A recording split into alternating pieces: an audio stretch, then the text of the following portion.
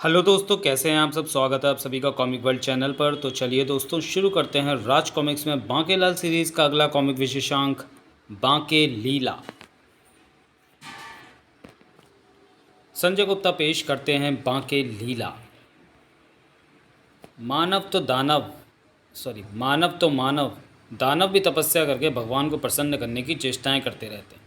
हे त्रिपुंडधारी, हे त्रिलोकी, हे त्रिनेत्र, हे त्रिपुरारी, हे भोले, हे शंकर, हे शिव, हे नीलकंठ, हे रुद्र, हे चंद्रधारक, हे सर्पधारक, हे जटाधारी, मैं राक्षस खाकसार सूर्य का चित्र बनाता हूँ।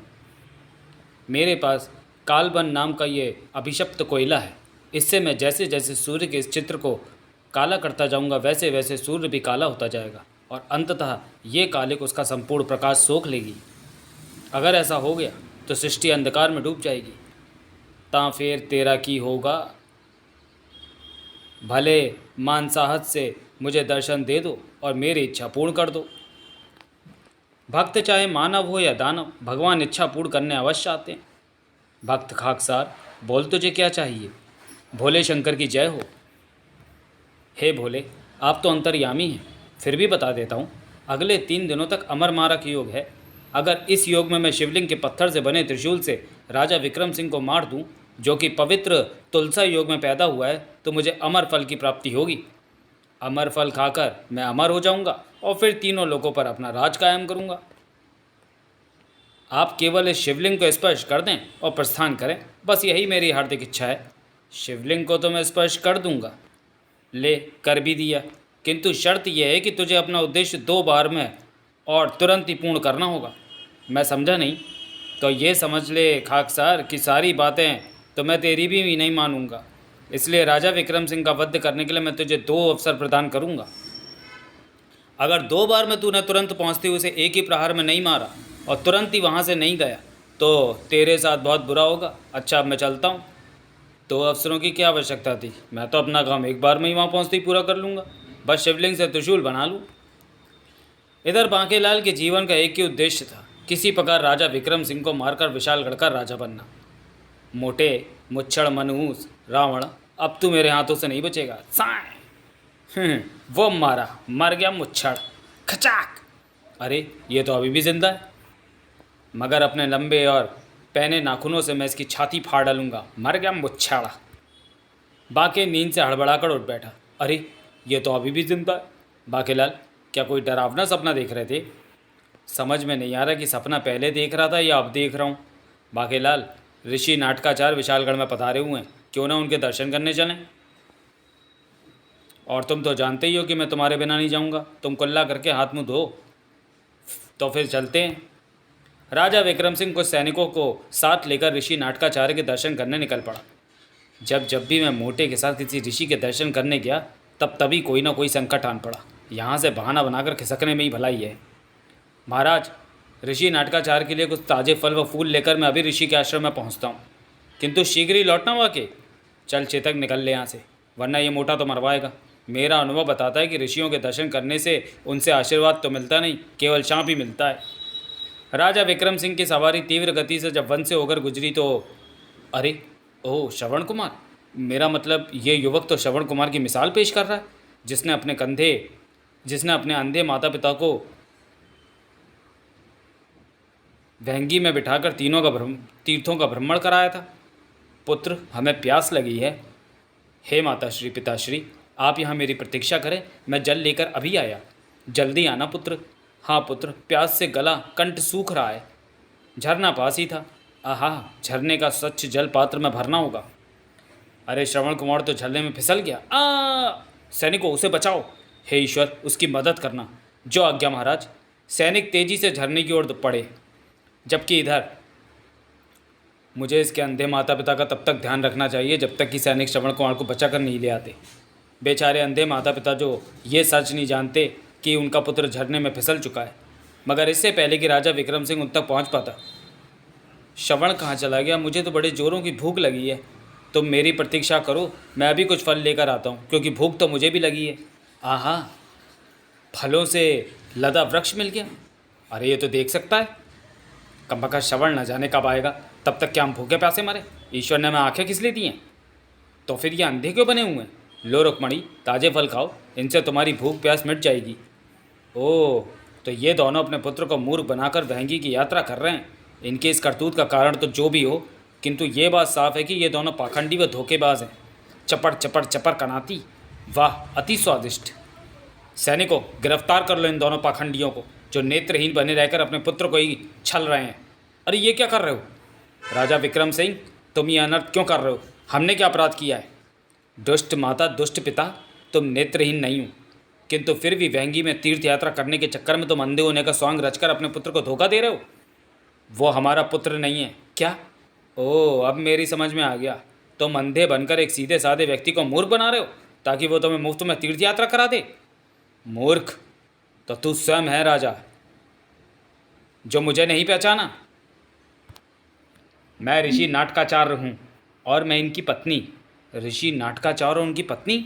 हाँ, इस समय हम श्रवण कुमार के नाटक में अंधे माता पिता का अभिनय कर रहे थे, किंतु तूने हमें छलिया और धोखेबाज समझा।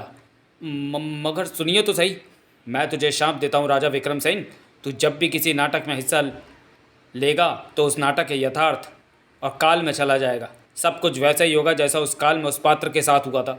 मगर रुकिए तो सही, अर्थात उस पात्र के गुण भी तुझ में आ जाएंगे। तुम उस काल में तो चले जाओगे, मगर विशालगढ़ में भी दिखते रहोगे, और जो यहाँ नाटक करता दिखेगा वो तुम्हारा अक्स होगा, अर्थात प्रतिरूप। तेरे साथ जो भी उस नाटक में अभिनय करेगा उसके साथ भी वही होगा। जहाँ राजा वहाँ प्रजा। तेरे साथ बाकी लोग भी शाप भुगतेंगे। मगर सुनिए तो सही, और पुत्र, मेरे शाप के कारण तुझे केवल खलनायक के अभिनय के लिए ही चुना जाएगा।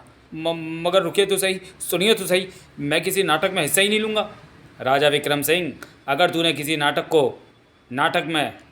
किसी को नाटक में हिस्सा लेने से मना किया या किसी को इस शाप के बारे में बताया तो वहीं खड़े खड़े भस्मीभूत हो जाएगा। नहीं महाराज, हम श्रवण कुमार को बचाकर ले आए। पुत्र श्रवण कुमार, तुम कहाँ चले गए थे? मगर सुनिए तो सही, कहिए तो सही, इस शाप की काट बताइए तो सही।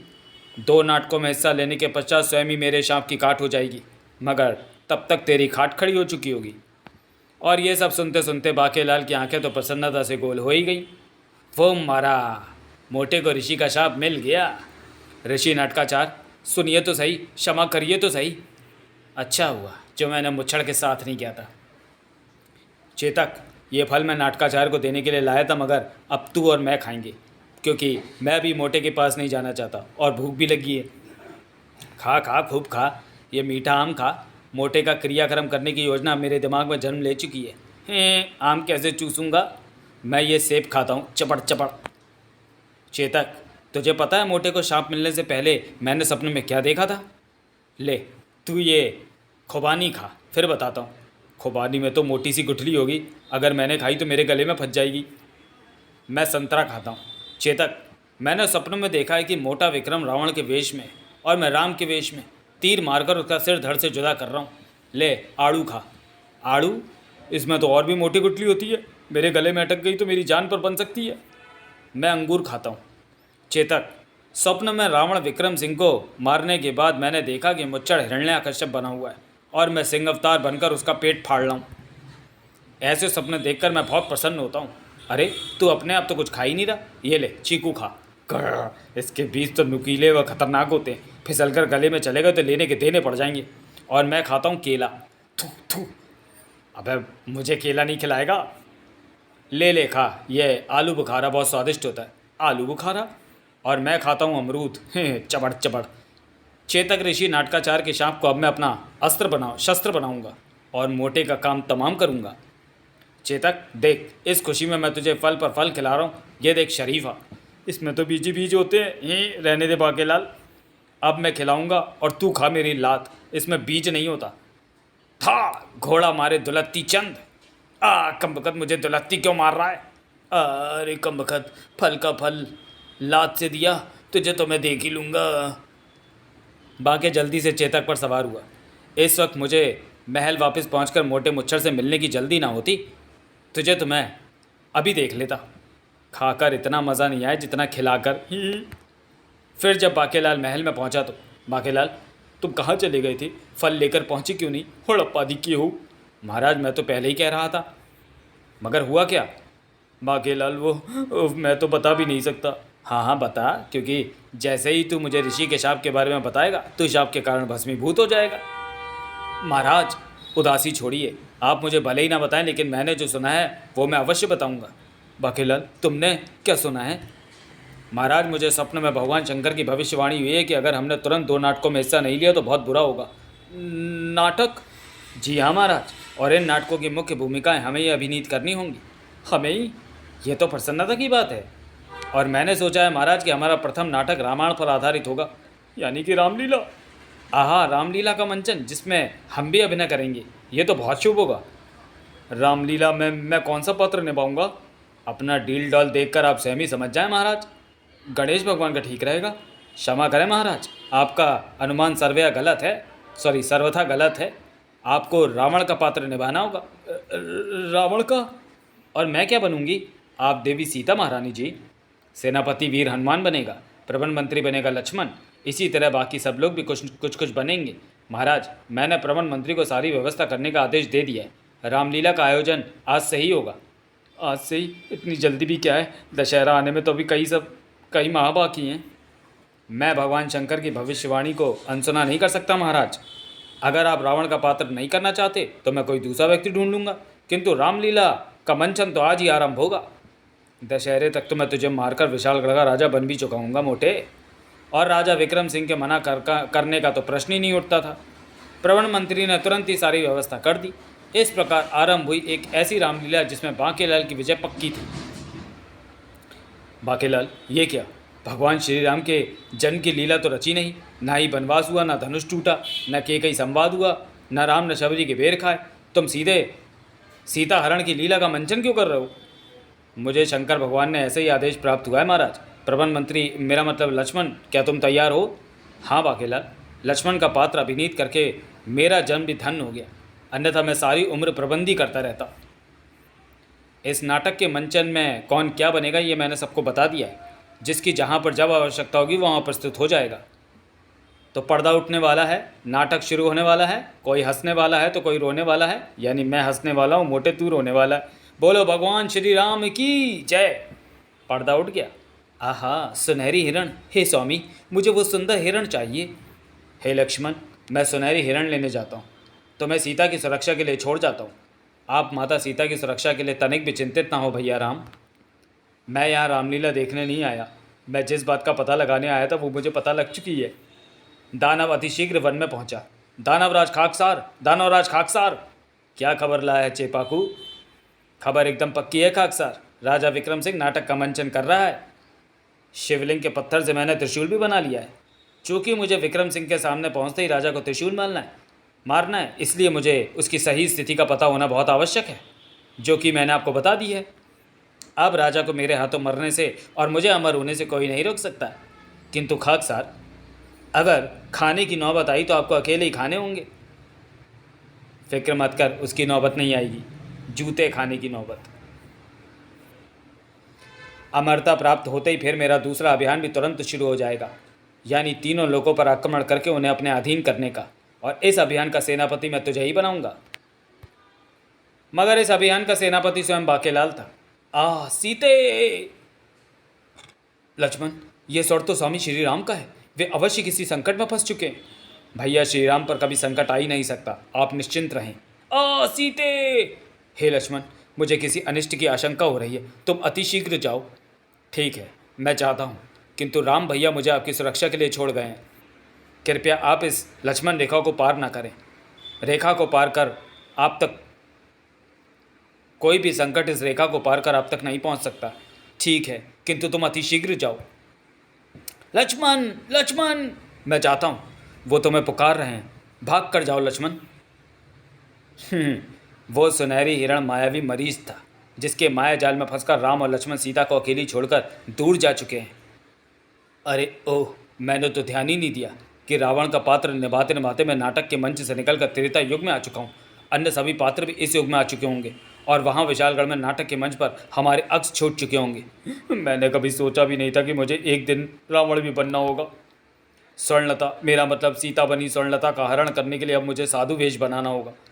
मगर साधु के वेश का सामान तो मेरे पास है ही नहीं, मैं साधु कैसे बनूंगा। ऐसा सोचते ही रावण बने विक्रम सिंह साधु वेश में परिवर्तित हो गए। ओ ये क्या, मैं तो साधु बन गया। समझ गया, रावण एक मायावी व्यक्ति था, उसके सभी गुण मुझ में भी आ गए, इसलिए इच्छा करते ही मैं अपने आप साधु बन गया। किंतु इसके साथ ही मैं विक्रम सिंह वाले व्यक्तित्व को ही नहीं भूला हूँ, और अब मेरे कदम स्वतः ही सीता का हरण करने के लिए उसकी ओर उठ रहे हैं। हे देवी भिक्षाम दे। ओह साधु जी महाराज, खाली हाथ ना जाने दूंगी। सीता भिक्षा ले आई। भिक्षा स्वीकार करें साधु जी महाराज। क्षमा करें देवी, मैं बंधी हुई भिक्षा स्वीकार नहीं करता। भिक्षा देनी है तो इस रेखा के बाहर आकर दो। तो फिर ठीक है, बाहर आकर भिक्षा देने में मेरे पिताश्री का क्या जाता है। फिर हे तूने लक्ष्मण रेखा को पार करने की भूल कर दी सीता, अब तुझे उठा ले जाएगा रावण। हे स्वामी श्री राम बचाइए।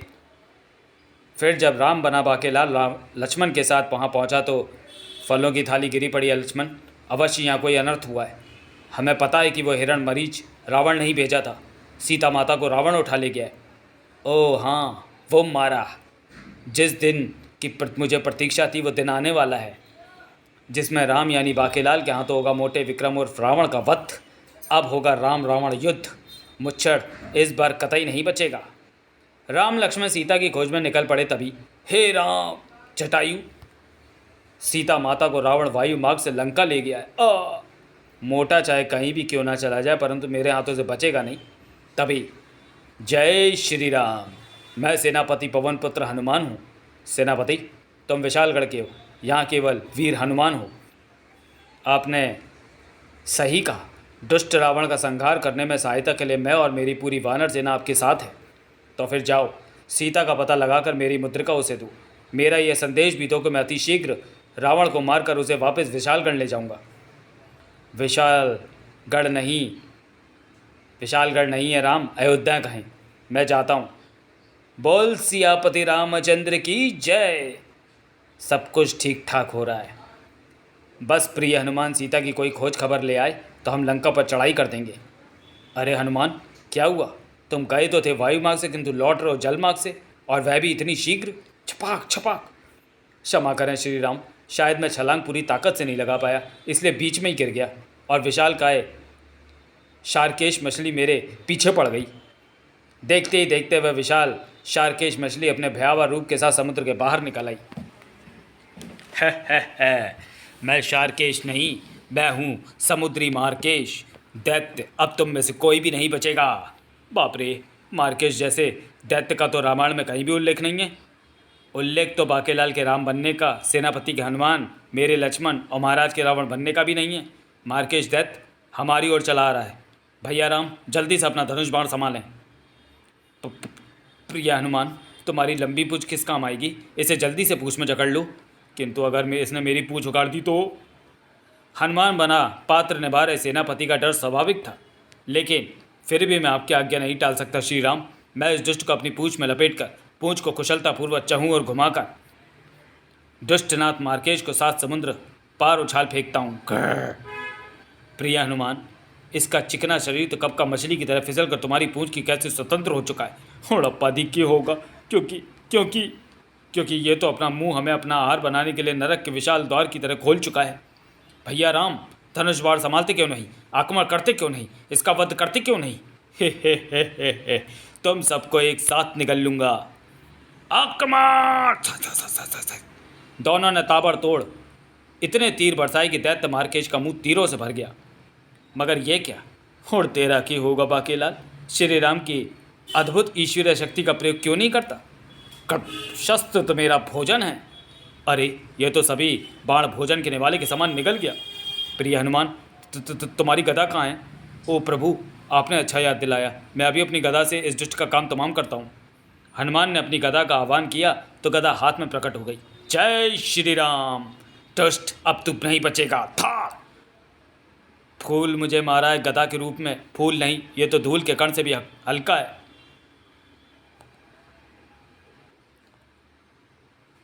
दोस्तों, एक बात मैं आप लोगों को बताना चाहता हूँ कि बाकेलाल की कॉमिक्सों में जो गाने होते हैं, अब वो मैं गानों के रूप में नहीं गाऊँगा, ठीक है? क्योंकि यूट्यूब की एक नई पॉलिसी आई है जिसमें कि इस पे कॉपीराइट क्लेम आ सकता है। दुश्मन मेरे मुझसे पिटना ये घूंसा तुम्हारे काबिल है? धाड़ आ! अब तुम सब भी मेरे हाथों एक एक करके पहले पिटोगे फिर मारोगे। भैया राम, अब क्या करें? इसका वध किए बिना मेरा लंका पहुंचना असंभव है, और अगर मैं वहां ना पहुंचा तो मोटे का वध कैसे करूंगा? मगर क्या करूं, इस मार्केश को मारूं तो मारूं कैसे? राम भैया आ! मार्केश, ओह! इसे समाप्त करने का एक उपाय सूझा है, किंतु अगर ये उस उपाय से नहीं मरा तो फिर न जाने क्या होगा। अब मुझे एक बाल की आवश्यकता है, इससे पहले कि मार्केश कोई अनर्थ कर पाता। दुष्ट शैतान, अब तेरा अंत निश्चित है। बाकेलाल ने हाथ में थमा बाल मार्केश पर दे मारा। बाल का प्रहार मार्केश पर ऐसा हुआ मानो उस पर पर्वत फेंक मारा हो। छपाक उड़प्पादी की हो, वो मारा। जय श्री राम। जो दुष्ट इतने तीर व गदा के प्रहारों से भी नहीं मरा, उसका अंत आपने किस प्रकार किया? केवल एक बाल से? केवल एक बाल से? हाँ, जब मैंने जल दैत्य मार्केश के नाम पर विचार किया तो मुझे कुछ शंका हुई। अपनी शंका का समाधान करने के लिए मैंने एक बाल तोड़कर दैत्य पर खींच मारा। मेरी शंका सत्य साबित हुई। मार्केश केश की मार से मारा गया। ओ मार्केश अर्थात मार्केश, और आपने उसे केश मारकर मार गिराया। किंतु अब प्रश्न ये उठता है कि हम इस सागर को पार करके लंका कैसे जाएंगे, जहाँ दुष्ट मुच्छर, मेरा मतलब रावण, सीता का हरण करके ले गया है? क्यों ना हम सागर पर पुल बांधें? विचार तो अतीतता में। पत्थरों पर श्री राम का नाम लिखकर उन्हें सागर में उतारा तो वो तैरने लगे। श्री राम के नाम की शक्ति से पत्थर जल में तैरने लगे। वाह, राह तैयार हो गई। अब हम इस पुल को सरलता से पार कर लेंगे। किंतु उफ, हम डूब रहे हैं, जल्दी से सागर से बाहर निकलो। समुद्र से बाहर आने पर ये पत्थर तो गत्ते के हैं, इसमें मेरा क्या कसूर? रामलीला के मंचन के लिए गत्तों को पत्थरों का रूप दे दिया था। गत्ते के पत्थर? शायद उस कम्बकत ऋषि नाटकाचार्य के शाप के कारण ही ऐसी गड़बड़ियाँ हो रही हैं। मैं रामायण काल में आकर श्री राम का चरित्र तो निभा रहा हूँ, किंतु बांके का चरित्र भी तो मेरे साथ है। तो फिर हुड़ अपादी के हो, सागर तो पार करना ही है। नौकाओं का प्रबंध करो, हम इस विशाल सागर को नौकाओं में बैठकर पार करेंगे शीघ्र ही। अब लंका दूर नहीं, और मोटे का अंत भी। लंका के तटरक्षकों को नौकाएं आती दिखाई दी। महाराज को जिस बात की आशंका थी वही हुआ। ये अवश्य ही राम और उसकी सेनाएं। तुरंत महाराज को शत्रु के आगमन की सूचना दो। किंतु सूचना देना अभी संभव नहीं था। रावण का चरित्र निभाते निभाते उसी काल में पहुंचने पर आज मुझे पता चला कि बेचारे रावण को स्नान करने के लिए कितनी मुश्किलें झेलनी पड़ती होंगी। अभी कितनी देर और लगेगी? बस महाराज, 2 थोबड़े तो अच्छी तरह धुल चुके हैं, 6-8 बचे हैं। यहाँ कान के पास काफ़ी मैल जमी है, 2 घंटे तो उसे ही छुड़ाने में लगेंगे। मामले की गंभीरता को देखते हुए सूचना स्नानागार में ही पहुँचा दी गई। क्या शत्रु मुझे ललकार रहा है? किंतु स्नान खत्म किए बिना मैं युद्ध में नहीं जा सकता, तब तक तो बहुत देर हो जाएगी। राम एवं उनकी सेना आपको युद्ध के लिए ललकार रही है, तो फिर ठीक है, हम उनके ललकार का जवाब अवश्य देंगे। मेरा भाई कुंभकर्ण उन्हें मसल कर रख देगा। कह जाओ, उसे नींद से जगाओ। और सेवक, उफ, ये क्या कर रहे हो? दाईं ओर के तीसरे सिर से साबुन बहकर मेरी आंखों में चला गया कमबख्त। इधर कुंभकर्ण को जगाने के लिए चेष्टाएं आरंभ हो चुकी थी। हाथी को निंद्रा सम्राट कुंभकर्ण पर चलाओ। हाथी तो आराम से छाती पर चहलकदमी कर रहा है। इसके कानों के पास तुरैया व ढोल नगाड़े बजाओ। खुर्राटों के सर ढोल नगाड़ों से भी अधिक हैं। इनकी निंद्रा तो टूटने का नाम ही नहीं ले रही। भाले चुबाओ। भाले टूट गए। नैसिकाओं में वस्त्रों के थान ठूस दो ताकि श्वास अवरुद्ध होने पर इनकी निंद्रा टूट जाए। वस्त्रों के थान श्वास के साथ अंदर खींचे जा रहे हैं। तब राक्षस राज महामहिम कुंभकर्ण की निंदा तो टूटने का नाम ही नहीं ले रही। शत्रु की सेना रणभूमि में खड़ी ललकार रही। अब हम क्या करें? बाकेलाल ने ये कुंभकर्ण किसे बनाया है? आराम विश्राम मंत्री को महाराज, जिसकी पत्नी रूठ कर मायके चली गई तो बहुत सारी नींद की औषधि खाकर मंत्री गहरी नींद में चला गया। तो फिर जाकर उसको बोलो कि उसकी पत्नी मायके से वापस आ गई है। यह सुनकर वो जाग जाएगा। जो आज्ञा महाराज। और तुझे 2 घंटे हो गए तौलिए से मेरा मुँह पहुँचते हुए। मुँह पहुँच रहा है या हाथी की खाल साफ कर रहा है? जल्दी क्यों नहीं करता? तड़ाक कर तो रहा हूँ। इधर रणभूमि में बाकेलाल को प्रतीक्षा थी विक्रम सिंह की। मोटा युद्ध करने आ क्यों नहीं रहा? भैया राम, वो देखिए कुंभकर्ण। अरे, इसकी नींद कैसे टूट गई? कहाँ है मेरी पत्नी रूपवती? वो तो मायके में है। तो फिर मुझे नींद से क्यों जगाया? मैं उसके बिना एक पल भी नहीं जाग सकता। जब वो आए तब मुझे जगा देना। समाचार विक्रम सिंह तक पहुंचा। महाराज, कुंभकर्ण तो फिर से सो गया। तो फिर मेघनाथ को भेजो। मेघनाथ भारी गर्जना करता आ पहुंचा। भैया राम, वो देखिए, ये तो मेघनाथ है। मेघनाथ का चरित्र व्रत मंत्री निभा रहा है। मेघनाथ के यहाँ तो किसकी मृत्यु आई है? पिता श्री रावण को युद्ध के लिए कौन ललकार रहा है? ललकारा तो मैंने रावण को था मेघनाथ, तू क्यों आ गया? महामहिम मेघनाथ, इसे इसके प्रश्न का उत्तर दीजिए। गदा उठाइए तो सही, प्रहार कीजिए तो सही। वो तो मुझे भी पता है कि गदा का प्रहार करने के लिए पहले गदा उठानी पड़ती है, लेकिन गदा उठाते ही, और ये तो गदा उठाते ही चक्कर खा कर गिर गए। पहले सोमवार का, फिर मंगल का, फिर बुध का, फिर वीर का, फिर शुक्र का, फिर शनि का, फिर रवि का 7 दिन व्रत रखने के कारण मुझे काफ़ी कमज़ोरी आ गई है, इसलिए गदा उठाती चक्कर आ गया। इसे ले जाओ, अतिशीघ्र अपने सम्राट रावण को मुझसे युद्ध करने भेजो। बहुत ललकार लगा ली, ले देख, रावण तेरा वध करने आ गया है। रावण, सीता को लौटा दे, अन्यथा तुझे युद्ध में परास्त करके और तेरा अंत करके मैं सीता को यहाँ से ले जाऊँगा। मोटे, अब तू नहीं बचेगा। भैया, इस दुष्ट का संहार करने की आज्ञा मुझे दें। रावण ने बाण छोड़ा। मेरा पुत्र मेघनाथ मूर्छित होकर न गिर जाता तो वही तेरा अंत करता, परंतु अब तू मेरे हाथों से ही मरेगा। लक्ष्मण! लक्ष्मण की मूर्छा केवल संजीवनी बूटी से ही टूट सकती थी, और संजीवनी बूटी केवल हनुमान ही ला सकते थे। हे श्री राम, कृपया आप घबराएं नहीं, मेरे पास संजीवनी बूटी पहले से ही है। मैंने सोचा बाद में वो पहाड़ लेने कौन जाएगा, इसलिए मैं पहले ही ले आया था। मैं अभी लक्ष्मण की मूर्छा दूर करता हूँ। भैया! लक्ष्मण, तुम ठीक तो ना भैया? कचा कचा कचा कचा। अब इस दुष्ट रावण का मेरे हाथों अंत होगा। पहले इसके बाकी के 9 सिर काट दूं, अब आखिरी बचा सिर भी काट दूं। कचा! वह मारा, कट गया मोटे का सिर। मगर ये क्या? अरे, सिर तो फिर से धड़ पर आ गया। मैं समझ गया, इसकी नाभि में अमृत है, जिसके कारण ये अमर है। इस बार मैं इसकी... अरे, ये तो अभी भी नहीं मरा। कायदे से तो बाण इसकी नाभि में लगते ही से मर जाना चाहिए था। भैया, एक तीर और मारकर देखो।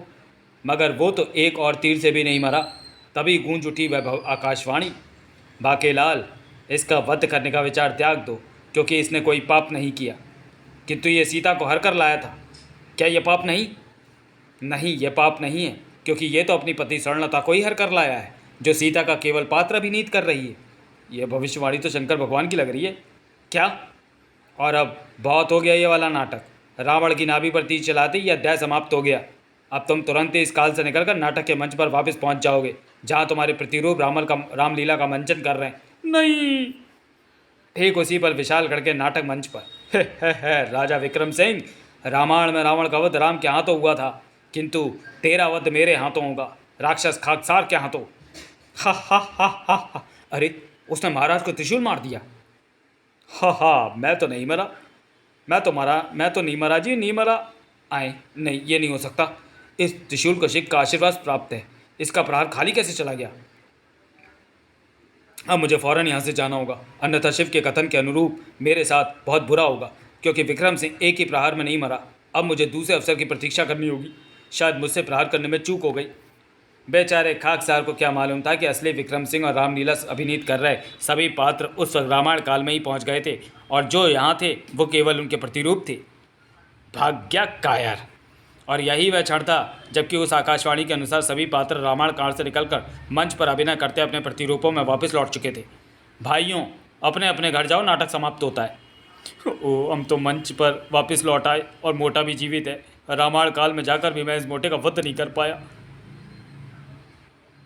तेरा सत्यानाश जाए बाके, तुझे सीता बनाने के लिए मुच्छड़ की पत्नी स्वर्णलता ही मिली थी क्या? दूसरी ओर चेपाकू, राजा विक्रम सिंह मेरे हाथों से बच गया। यह तो अच्छा हुआ कि भगवान शिव ने मुझे उसका अंत करने के लिए 2 अवसर दिए थे, अन्यथा मैं तो मारा ही जाता। शिव जी ने भी कुछ सोच कर ही आपको 2 अवसर दिए थे, किंतु अब विक्रम सिंह कहाँ हैं? इसका पता लगाने मुझे एक बार फिर उसकी खोज खबर लेने जाना होगा। बाकी वो असफलता से खींचा हुआ था। ऋषि नाटकाचार्य के शाप के मुताबिक अब मेरे पास अंतिम अवसर बचा है मोटे का वध करने का। मोटा इस वक्त वस्त्र बदलने गया है। वस्त्र बदलकर बाकेलाल विक्रम सिंह के कक्ष में प्रविष्ट हुआ। मैं दूसरे नाटक में हिस्सा लेने का निमंत्रण तुरंत ही मोटे को देना चाहता हूँ, और ऋषि नाटकाचार्य के शाप के कारण वो मुझे इस नाटक में हिस्सा लेने से भी इनकार नहीं कर पाएगा। फिर महाराज तैयार हो जाएं, आपका प्रहलाद हिरण्यकश्यप नाटक में हिस्सा लेना है। इस बार आपको हिरण्यकश्यप का पात्र निभाना है, और मैं निभाऊंगा नरसिंह अवतार का पात्र। क्या फिर से नाटक? मैं इनकार नहीं कर सकता, अन्यथा शाप के कारण भस्मीभूत हो जाऊंगा। भतीजा मोहक कहाँ है? उसे भी इस नाटक में प्रहलाद का पात्र निभाना है। मोहक सिंह उस समय राज उद्यान में था। ये नरम पौधे मैं बकरी के बच्चे के लिए तोड़ूंगा जो अब मेरा मित्र बन चुका है। ठीक तभी, ठहरो पुत्र, वृक्षों व पौधों को तोड़ना या नष्ट नहीं करना चाहिए। हरियाली की पूजा हरि की पूजा होती है। सभी मानवों को हरि की पूजा करनी चाहिए और सभी प्राणियों को की प्राण रक्षा करनी चाहिए, इससे लाभ होता है।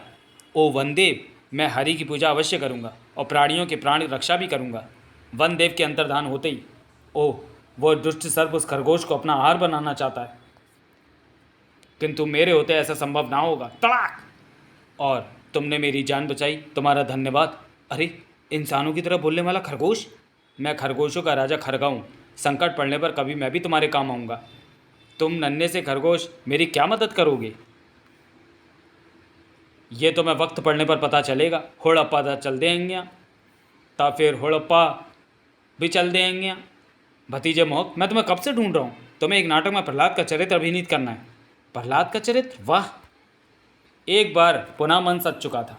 विशालगढ़वासी उस सुंदर नाटक का आनंद व लाभ उठाने वहाँ पहुँच चुके थे। शीघ्र ही पर्दा उठा। मैं तो हरि की पूजा करूँगा। हरि अर्थात हरियाली। मोहक सिंह प्रहलाद बनाया। हरि के स्वर महल में गूंजे। यह प्रहलाद के पिता हिरण्यकश्यप को स्वीकार नहीं था। कौन दुष्ट है जो हरि का नाम ले रहा है? महाराज, आपका पुत्र प्रहलाद भगवान विष्णु अर्थात हरि की उपासना कर रहा है। क्या? विक्रम सिंह कब का उसी काल में पहुंच चुका है। इसका आभास उसे तुरंत ही नहीं हो पाया था। मेरा पुत्र होकर हरि का नाम लेता है। जानता नहीं यहाँ केवल मेरी ही पूजा होती है। हरि का नाम लेना बंद कर, मेरी पूजा कर। मैं भगवान हूँ, मैं ही नारायण हूँ, मैं ही हरि हूँ, क्योंकि मुझे यह वरदान है कि मुझे कोई नहीं मार सकता। न भूमि पर, न आकाश में, न जल में, न पाताल में, न दिन में, न रात में, अंदर न बाहर, न पशु न मानव। हरि हरि हरि, तेरो नाम जो ध्यावे फल पाए सुबह शाम। हिरण्यकश्यप क्रोधित हो उठा। यह तो ढीठ है। मेरी बहन होलिका को बुलाओ। जो आज्ञा महाराज। हरिओम हरिओम हरिओम। होलिका पहुंची और तब होलिका को आग में ना जलने का वरदान मिला हुआ है। ये तुझे गोद में लेकर बैठेगी। अब देखता हूँ कि तू कैसे बचेगा और कैसे तेरा हरि तेरे प्राणों की रक्षा करता है। लगा दो लकड़ियों में आग। हरि हरि हरि। होलिका दहन आरंभ हो गया। हरि हरि हरि। तिकट। देखते देखते सभी लकड़ियाँ धू धू कर जलकर राख हो गई। हरि ने प्रहलाद को नहीं बचाया।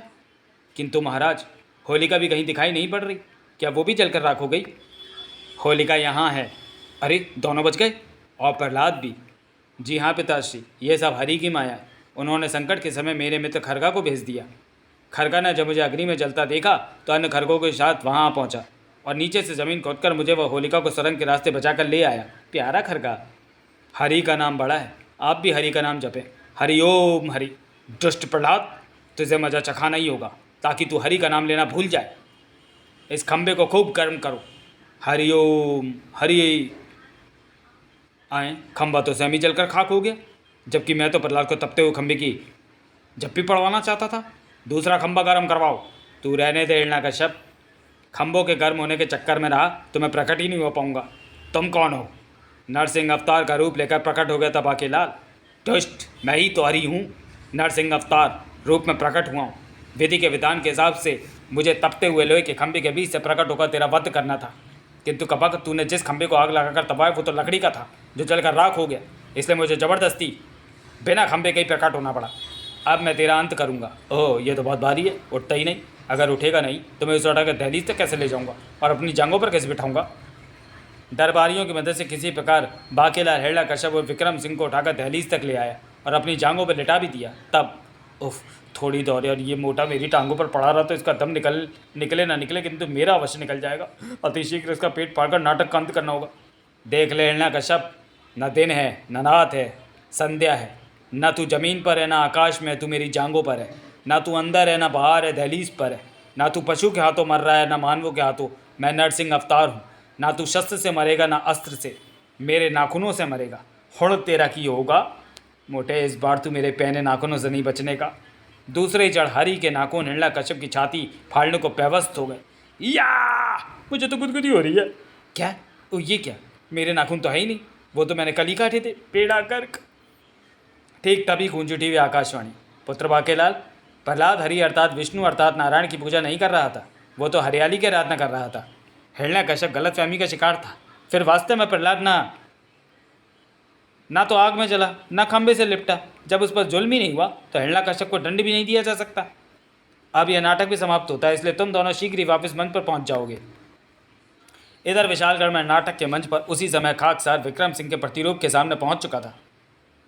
राजा विक्रम सिंह, इस बार तू नहीं बचने का। इस बार मैं त्रिशूल का घातक प्रहार करूंगा। इसी के साथ त्रिशूल खाकसार के हाथों से छूटकर हवा में मंडराने लगा। अरे ये क्या, त्रिशूल तो अभी भी गायब नहीं हुआ। इसका मतलब विक्रम सिंह अभी भी नहीं मरा। अब मैं यहाँ नहीं रुक सकता, अन्यथा शिव के वरदान स्वरूप मेरा बहुत बुरा होगा। मगर दूसरा अवसर भी हाथ से निकल गया। भागिए स्वामी।